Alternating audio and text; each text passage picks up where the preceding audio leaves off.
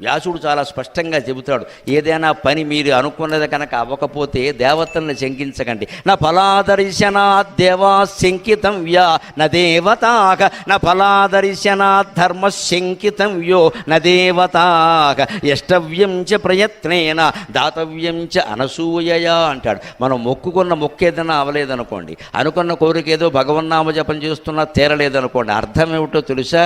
ఆ వస్తువు నీ దగ్గరికి వచ్చే యోగం లేదు, ఆ డబ్బు నీకు వచ్చే యోగం లేదు, ఆ పదవి నీకు వచ్చే యోగం లేదు, ఆ పెళ్లి నీకయ్యే యోగం లేదు. అందుకు నీ పూర్వజన్మ కర్మ అడ్డుపడుతుంది. ఆ అడ్డు తొలగాలి అంటే ఎప్పుడు సమాజం నుంచి మనం ఏదో ఆశిస్తున్నాము అంటే సమాజానికి ముందు ఇవ్వాలి ఖచ్చితంగా. బోరింగ్లో నీళ్లు రాకపోతే ఏం చేస్తాం? ఓ చెంబుడు నీళ్లు అందులో పోస్తారు, అప్పుడు వస్తాయి కింద నుంచి పైకి.